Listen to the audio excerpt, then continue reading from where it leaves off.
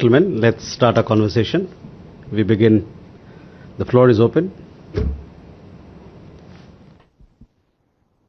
Yeshi?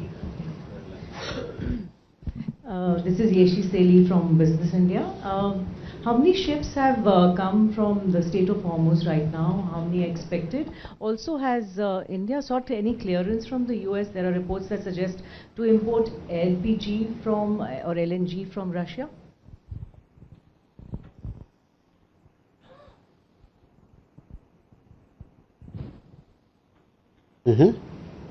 Siddhant?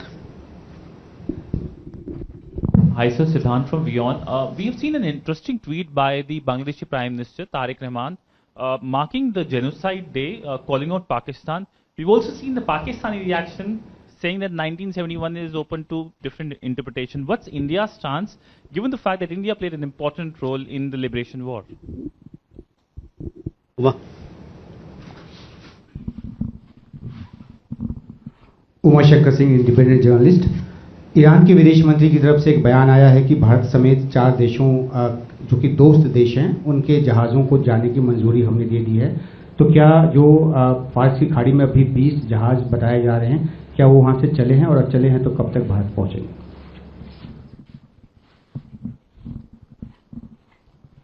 Prakash?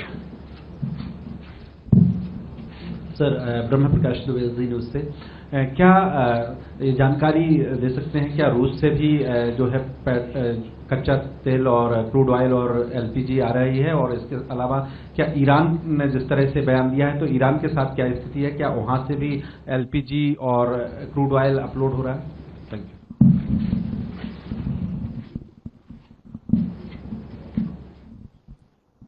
Rishabh? Good evening, this is Rishabh from Times Now. Sir, there are reports which suggest that at the all-party meeting earlier this week, there was a term used for Pakistan, Dalal, by External Affairs Minister. If you can shed some light on that. Okay, so first, Yeshi, to your question, we have kept you informed of the ships, the Indian ships which have so far crossed the Strait of Hormuz. We've had 4 ships. They were laden with LPG. They have arrived in India. They safely crossed the Strait of Hormuz few days back. We continue to be in touch with all concerned countries for the safe transit of our ships to meet our energy requirements. As far as, there are several questions as to from where we are buying our energy requirements. On that, you are well aware of a broad approach to sourcing our energy needs. It is based on our imperative to secure the needs of our people, 1.4 billion people. 2, what are the dynamics in the market? And 3, what is the global situation all? So these 3 issues or conditions are vital for us to take our decisions in regard to sourcing, and it continues to be the case. As far as specific issues where we are buying our oil from, X country, Y country, on those I think it's better that you take your question to the Ministry of Petroleum, because they'll be in a better position to answer. Siddhant, your question on the tweet that you mentioned. We are all aware of the terrible atrocities that was committed by Pakistan during Operation Searchlight in 1971. The genocide involved systematic and targeted killing of millions of Bangladeshi people, innocent people, and mass sexual violence against women. It also forced millions of Bangladeshi people out of their country. They came to India as refugees. These atrocities, needless to say, it shook the conscience of the world at large. Pakistan, however, remains in denial to this very day of its crimes. We support Bangladesh in its desire for justice.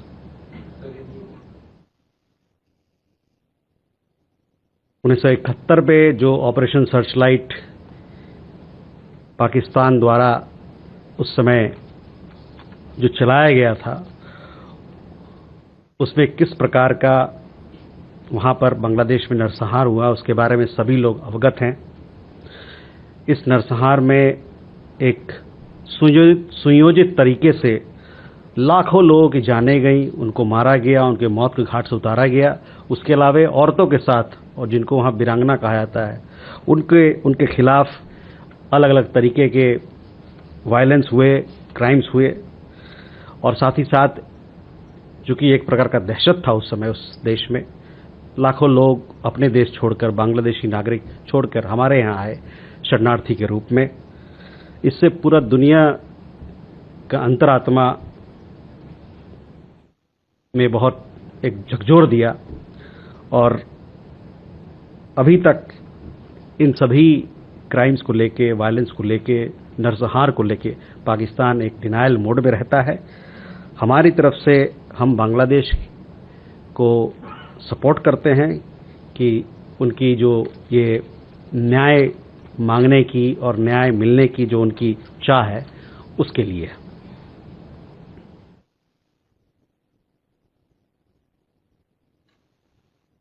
Iran के बारे में उमाशंकर, जैसे मैंने बताया कि 4 जहाज हमारे वहां से आ चुके हैं और हम कई सारे देशों के साथ, खाड़ी के देशों के साथ बात कर रहे हैं ताकि और भी जो हमारे जहाज है वहां से वो स्ट्रेट ऑफ हॉर्मुज से पार करके सुरक्षित भारत आए। तो अभी तक तो यही है, इसके आगे मेरे पास विशेष कुछ कहने को नहीं है। ब्रह्मप्रकाश जी, आपका सवाल भी वही था। देखिए, जहां तक ऊर्जा सोर्सिंग का सवाल है, हमारा जो हमारा सोच है, हमारा अप्रोच है, उसके बारे में मैंने आपको बताया भी। तो बाकी विशेष की हमारे तेल कहाँ से आ रहा है, किन किन देशों से आ रहा है, इसके बाद मेरे पास विशेष जानकारी नहीं है। इस विशेष जानकारी के लिए आपको जो पेट्रोलियम मंत्रालय है, तेल मंत्रालय, उनके पास जाना पड़ेगा। Rishabh, to your question, as you are aware, there was an all-party meeting which was held in Delhi on the ongoing conflict in West Asia. It was, let me underline, this was a closed-door meeting, and therefore I have no comments to make. But as regards Pakistan's long-standing approach to global conflicts and tensions, you may care to listen to criticisms by Defence Minister Khwaja Asif, Member of National Assembly Bilawal Bhutto, and former PM Imran Khan.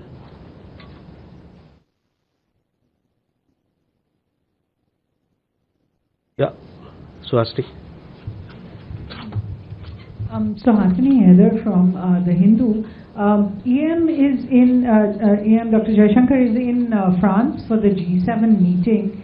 I wanted to know, firstly, if in the Committee on Sovereignty, I think he has spoken in the cross-cutting session, he's spoken about sovereignty. Was there a particular mention of the US and Israel strikes on February 28th that began this war? And second, I did want to ask that South Africa has been disinvited now as one of the outreach members, the special invitees from the G7. We also understand South Africa will not be invited to the G20 in the US.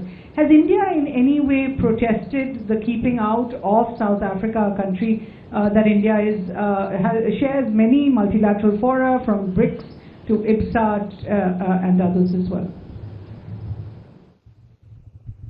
Ayushi.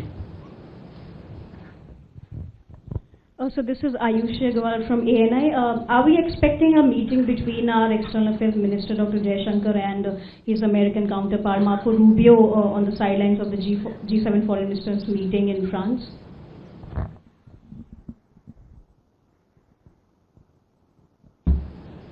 Kadambini. Kadambari Sharma, independent journalist. Sir, French readout जो है विदेश मंत्री की बैठक के बाद जो आया है, उसमें कहा गया है कि भारत और फ्रांस दोनों कोऑर्डिनेट कर रहे हैं स्ट्रेट ऑफ हॉर्मुज पर सिक्योरिटी को लेकर। इस पर कुछ और अगर आप जानकारी दे पाएं।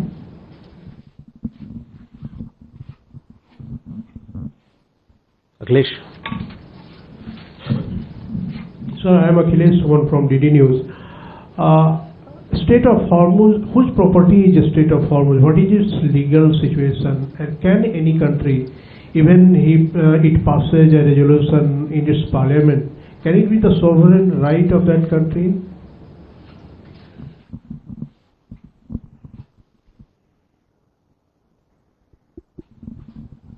Keshav. So, thank you. Keshav Padmanabhan from The Print. My first question is on the Strait of Hormuz. There are reports emerging that the United Arab Emirates is pushing for some sort of international coalition to, open up the Strait of Hormuz. I wanted to check whether the Emiratis have reached out to India at any point during the conversations, multiple conversations had between the two senior leadership. And a second question again on Iran. So the Iranian embassy here in New Delhi has been collecting humanitarian funds from Indians to bank accounts here located in India. Has there been any conversation on how they're going to repatriate these funds back home? Is that something that the MEA is in touch with the Iranians on this? Thank you.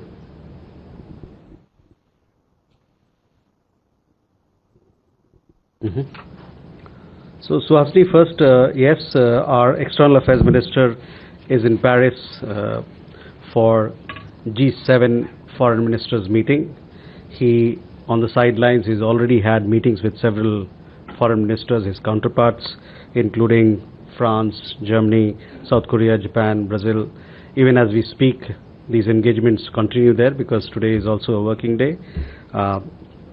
He spoke at two sessions. One was on global governance, where he talked about the imperative of Security Council reforms, also the question of streamlining peacekeeping operations and strengthening humanitarian supply chains. He also apprised the gathering of India's concerns,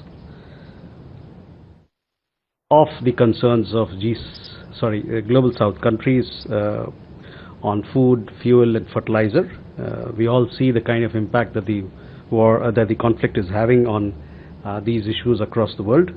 In the second meeting, he also participated in a session where he focused on connectivity and IMEC. And there again, he talked about the uncertainties arising from the conflicts in West Asia and why it is important that we should have more resilient trade corridors and supply chains. In the context of IMEC, he also talked about the FTAs we've signed with UK and EU, as also with EFTA countries, and how they become important, and in that regard, how important the IMEC corridor itself is. Now, on the question of which country, India is an outreach country which was invited by the host to participate in the G7 meeting. It is for the host to decide whom they want to know, whom they want to call for those meetings. I guess there's some reports on that, so I would refer you to look at them. As far as G20 is concerned, this time United States is the chair of G20, and we look forward to participating in G20 summit, which will happen later this year, involving all G20 countries.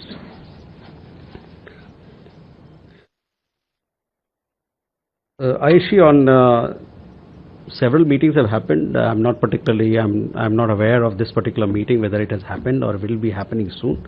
But I guess it's still midday in Paris, so some of these meetings could still happen.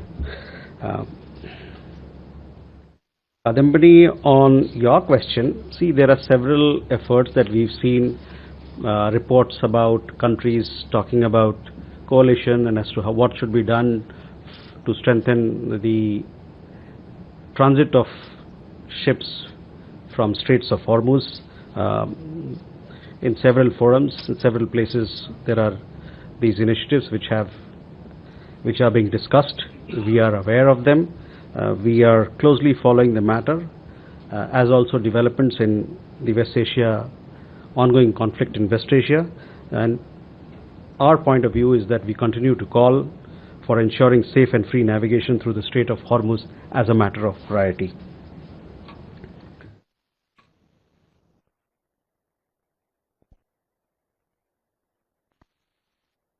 Strait of Hormuz, well, you asked me a technical question. I may be off, but just to let you know that what I understand, the Strait of Hormuz is categorized as international waters and international law applies there. But there are discussions happening in relevant bodies, including the International Maritime Organization, on some of these matters. Keshav, again, Strait of Hormuz, there's a lot of discussions happening in various platforms and forums as to what can be done to strengthen safety of navigation through Strait of Hormuz. I just told you that we are closely following this matter, as also the ongoing conflict, and our point of view is that we should have safe and free navigation through Strait of Hormuz, so that the problems that we have on energy security, not just for ourselves but for the world at large, can be addressed. Your second question was regarding humanitarian funds. Look, embassies abroad or embassies here in India, they are not prohibited from accepting donations. Now, once those donations have been accepted, I guess the relevant embassy will see as to what it wants to do, how it wants to do to utilize those donations. Reza from the Hindustan Times. There have been several reports of senior Shia leaders in Pakistan being very critical of the Pakistan Army Chief for certain remarks he made at a meeting with Shia clerics, where he said that anyone who is sympathetic to Iran should go to Iran. I was wondering if you have any views on that. Neeraj. Sir, Neeraj news 18 India से हमारा सवाल है कि बांग्लादेश के उच्चायुक्त रियाज हमीदुल्लाह ने news 18 India से खास बातचीत में कहा है कि सुरक्षा से जुड़े मसले पर बांग्लादेश कोई ऐसा कदम नहीं उठाएगा जो भारत के खिलाफ हो। भारत और बांग्लादेश संबंधों पर इस बयान को आप कैसे देखेंगे?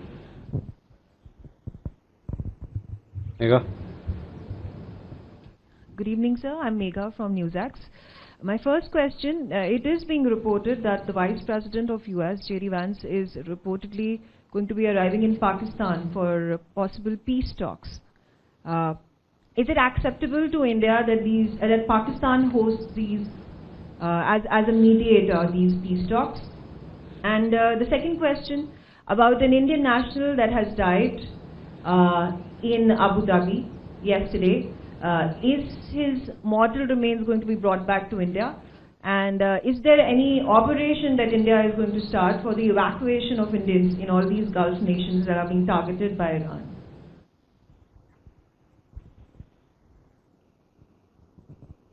Josh. Sir, there have been media reports that President Trump and General Munir had a conversation a few days ago. What do we know about it? Raghavendra? This is Raghavendra Varma from ZDF German television. This is regarding fertilizer. So there are reports that India has sought to import urea from China. Can you confirm that? Is it just a trade aspect of the relations, or there is something strategic involved? Would China consider something else? Is it easy to import fertilizers from China?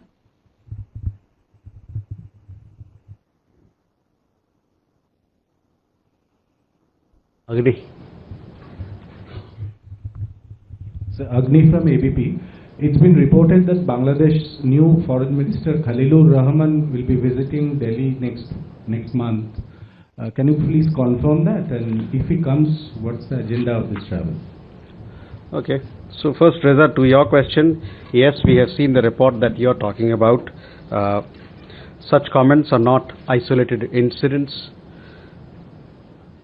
but are part of Pakistan's systemic victimization of its minorities, including the Shia minority in that country. The shrinking numbers of minorities in Pakistan over several decades reflect the kind of fear, persecution, oppression and neglect that they have had to endure at the hands of the Pakistani state. I need not elaborate on the abysmal record of Pakistan when it comes to protection of human rights of its minorities, which is also very well documented. Neeraj, Bangladesh के उच्चायुक्त के बयान के बारे में, देखिए, बांग्लादेश में एक नई सरकार आई है. इस सरकार के शपथ ग्रहण में हमारे स्पीकर साहब, लोकसभा के अध्यक्ष को वहां भेजा गया था. हमारे प्रधानमंत्री ने उनके मार्फत हमारे प्रधानमंत्री ने अपनी तरफ से जो उनकी चिट्ठी होती है, बधाई की चिट्ठी होती है, और जो हमारी कल्पना है कि इस रिश्ते को हम कैसे आगे ले जाना चाहते हैं, इसके बारे में चिट्ठी भी उनको दिया था. दोनों तरफ से बातचीत चल रही है और जो बांग्लादेश के साथ हमारी एक बहुआयामी रिश्ते हैं, उसको हम कायम ही नहीं बल्कि और मजबूत करना चाहते हैं और आगे की दिशा में ले जाना चाहते हैं. Megha, on your question, I have to say that we are closely following all developments in the ongoing conflict in West Asia. That is how I would refer to or answer your question. On the other question was regarding Abu Dhabi. Yes, we had unfortunate death yesterday. Our mission is working to send back the mortal remains at the earliest, hopefully soon.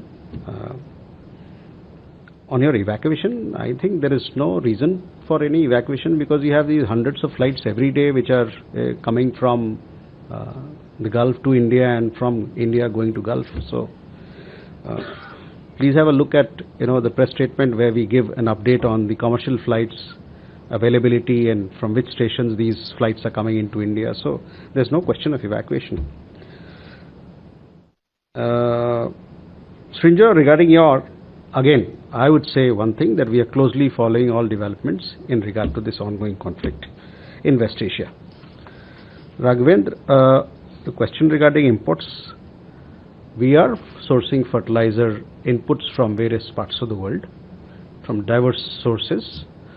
I'm not sure what is the position as far as a particular country that you mentioned. We had been importing in the past, but whether we are doing it in present or not, I don't have this information. Perhaps the Department of Fertilizer would be in a better position, but just to tell you that we get fertilizer from various parts of the world.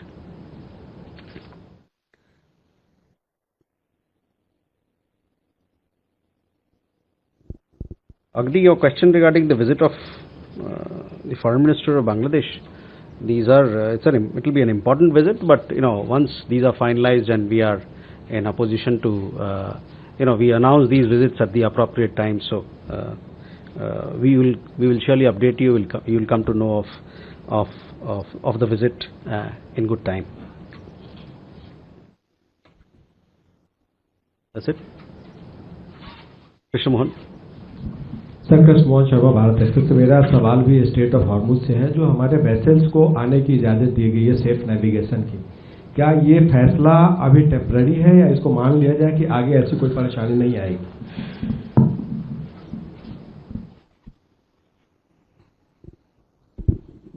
Sir, I'm Abhimanyu Sharma from CNBC TV 18. Sir, are there any reports that India is importing oil and gas from Iran too? And secondly, have any companies approached the government seeking any relief due to force majeure which has been declared in several West Asian countries, which has possibly impacted several Indian companies' operations too? Kalol. Kalol from the Hindu, sir. So there is a new Prime Minister in Nepal who's been sworn into today. So do you expect him to pay the first foreign visit to India?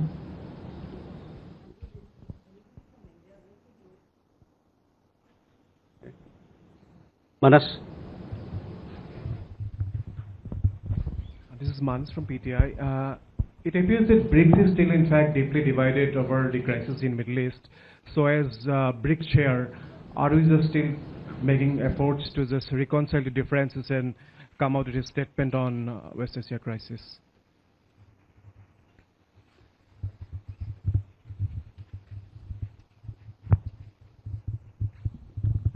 Double.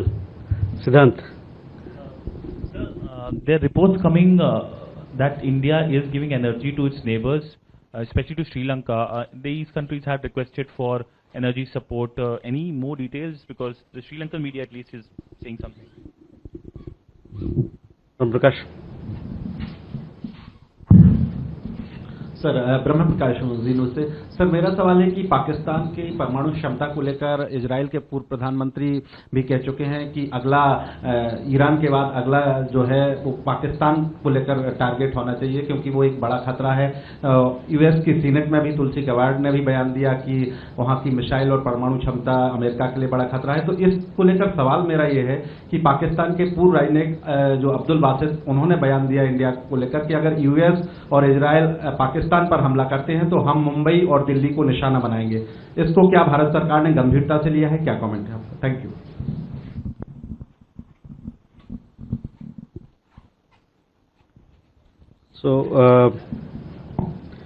Krishna Mohan, पहला सवाल आपका था straight of Hormuz को लेके। जैसा कि हम लोग ने बताया कि हमारे जो जहाज है वहां 24 थे, 4 आ गए, 20 और हैं वहां, और इन जहाज का वहां से सुरक्षित ढंग से स्ट्रेट ऑफ हॉर्मुज से निकलने के लिए हम वहां पर जो देश हैं उन सबसे बात कर रहे हैं। तो यही स्थिति है अभी, केस बाय केस पहले जैसे बताया था उस प्रकार से बातचीत चल रही है।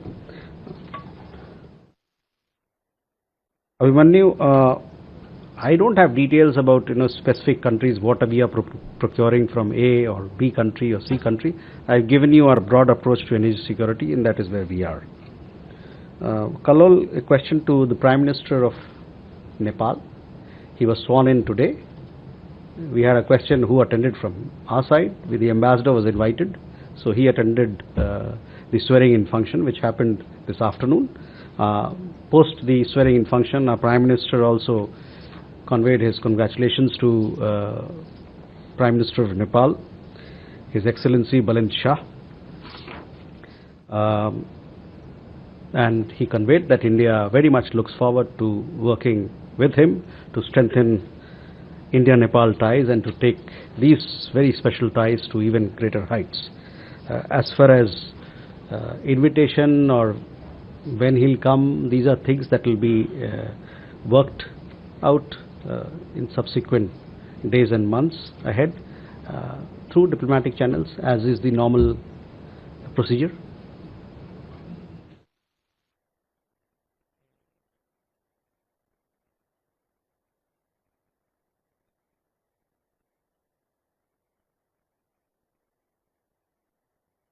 Manas, you had a question on BRICS. We are the chair of BRICS. We have ongoing conversation with BRICS members on the ongoing conflict in West Asia. As you are aware, some of the BRICS members are also involved directly in the conflict. We have a particular way of working. This is the BRICS way of working, which is based on consensus. And for that reason, because we have differing opinion, it has been difficult for us to forge a particular consensus on this particular conflict. Siddhant, we have received requests from several of our neighbors, and we are working on them and presently supplying their needs or whatever energy requirements they have to them, while keeping in mind our own energy requirements, our availability and our refining capacity. ब्रह्म प्रकाश, मैं आपके सवाल के बारे में ज़्यादा नहीं करना चाहता हूं, लेकिन दुनिया जानती है और हम लोग जानते हैं कि पाकिस्तान का परमाणु शस्त्र जो है किस प्रकार का खतरा पूरी दुनिया के लिए पैदा करता है. With that, let's come to the close. Thank you very much.